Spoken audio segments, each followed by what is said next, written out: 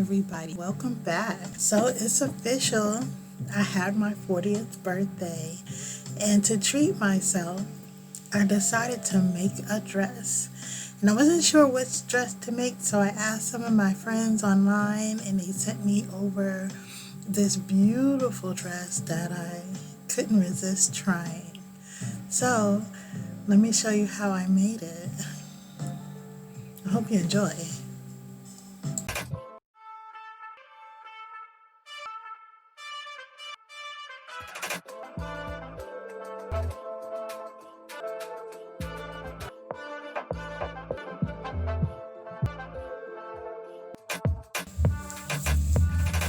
So I just started to start with the bottom of the dress first. I guess that's kind of just where I like to start. You can start either way. But I started with the bottom piece, the front part of the bottom piece, which is the wrap portion. You need two pieces for it. So I folded this piece of fabric in half and then did everything from there. And so it's folded in half. It's about 30 inches long, and the width will be half of my hip measurement because that's the widest part of my body. So we're going to start with the widest part and then work our way down on the waist.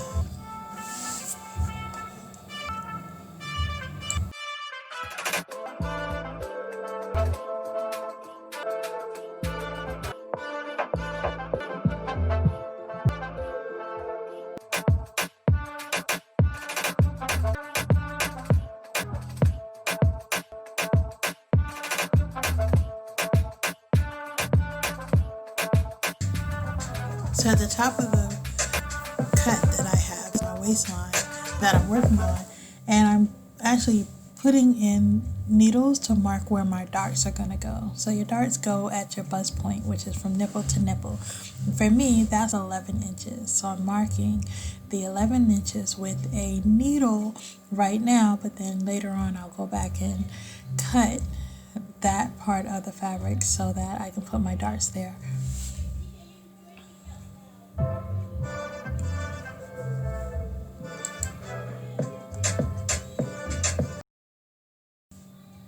Following the traditional method for making a pattern, I just go from the hip line to the waistline and give myself, take a few inches off, right? Because my hips are way wider than my waist. Yes, it's true. I know you can tell, right?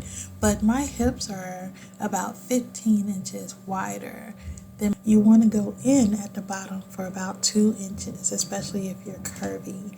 If you're not so curvy, then you would just go in 1 inch from the bottom up to the hip area.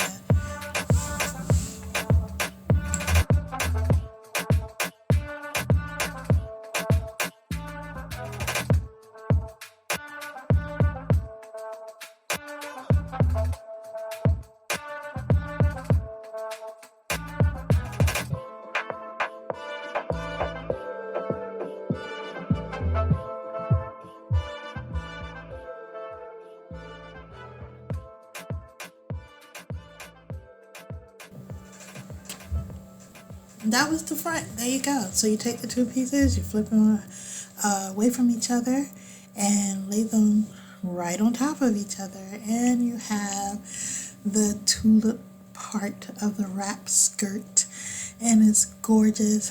Don't worry about how wide it is. We're going to do some pleating and then also take it down, because remember we curved the edge on one side, and so now we can use the fabric to adjust the edge on the other side.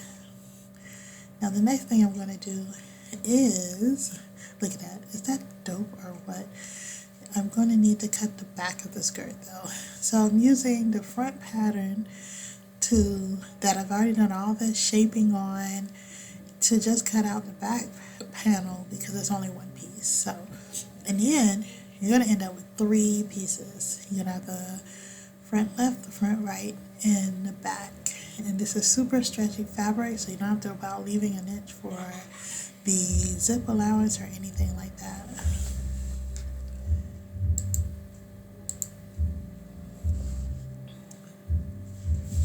Now the next thing I want to do is, because you saw the dress with that beautiful gold glittery fabric, I thought gold glitter was a little too much for me. So I went with the blue and I found some shimmery fabric to match the blue. Now I'm only going to put it on one half, so I need a piece that matches one half, one of the front panels, and then I'll show you what it looks like once you put it all together. So the only thing left for me to do is sew these on.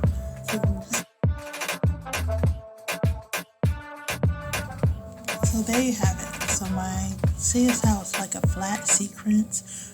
So I used a serger to put that on top of the blue fabric, and there are my darts. So you see I cut the darts, but I didn't sew them yet because I actually want them to be inside, not visible. So this is what it looks like. I did a hem on the top layer. So my solid blue is going on top and my sequence blue is going underneath. And now I just have to attach these two together. So I want you to take a close look here. This is where my pleating happened. So I just did like 1-inch pleats on the side there before I attached it. And you see I did the serger on the edges for all 3 layers on both sides and closed my darts. So it looks very nice and clean, and that is even on the inside. When it's clean on the inside, you know it's clean on the outside. Those are my darts.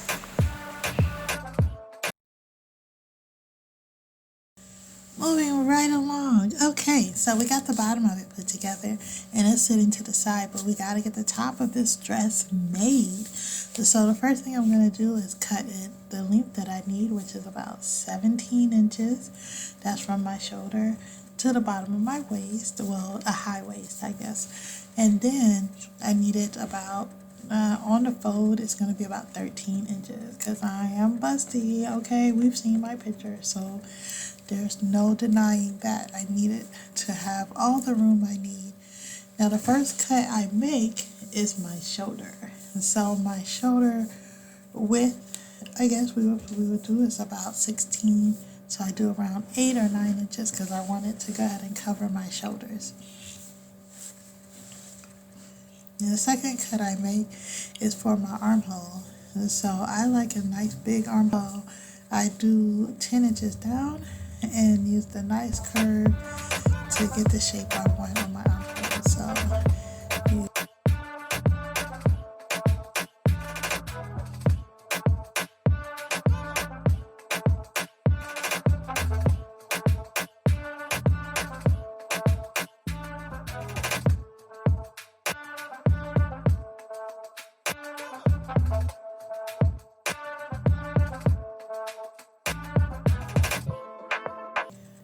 the next step for me is determining how deep I want the V portion to be. For me, I think 8 inches are pretty fair because I am really busty and I want some type of coverage.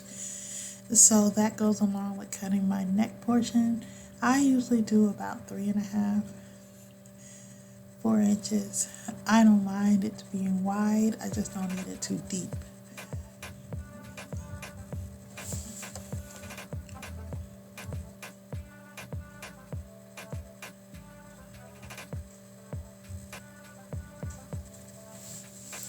And there you have it. Now, if I was just doing a regular, I could stop right there. But I'm not. I'm doing the wrap top, so I need to cut her diagonally. So I'm going to go about 6 inches over the center line and cut there.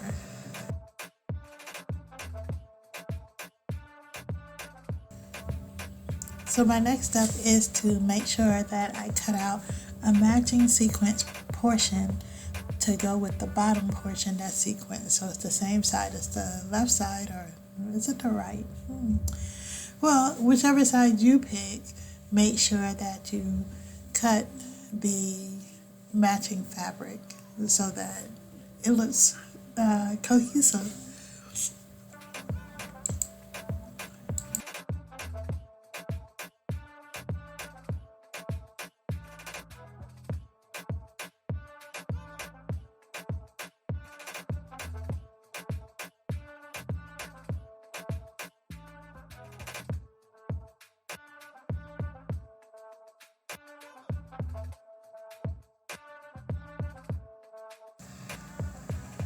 So I put all my pieces together. I've made a front and back piece, and used a serger to close it all off. I even put in my darts. As you can see, they're right on line or on target with the darts on the bottom portion of the dress.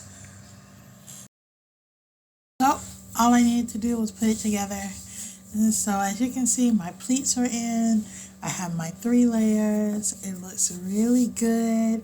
I put the darts in the top. It looks like it's going to fit great, but we won't know until I try the sucker on, right? Let's look at the back. The same pieces that I cut off the front to make the back, and so I have a little peekaboo hole there, and I actually ended up putting an extra dart in the middle of the back because it was leaning outward. If you have a big butt, you know what that means. So look, this is what it looks like. Oh my goodness, I was impressed, but I still felt like it was a little bulky in the front. So I went back in and brought the side seams down a little bit so the opening isn't as big and it won't show as much thigh meat.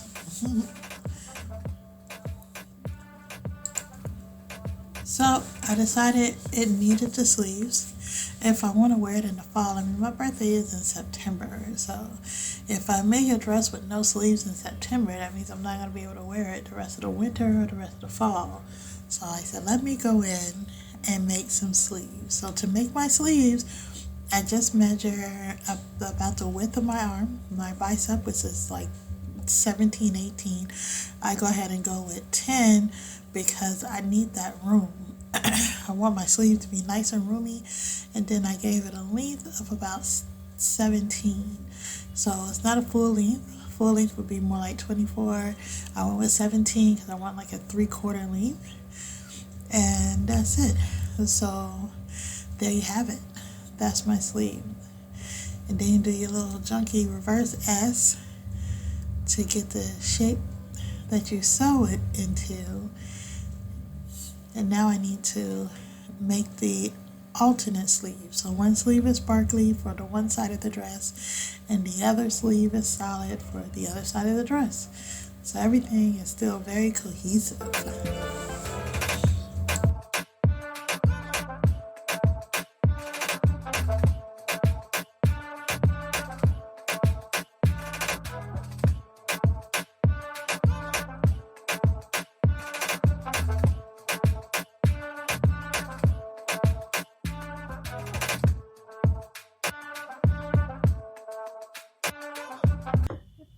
So my birthday is now only 2 days away.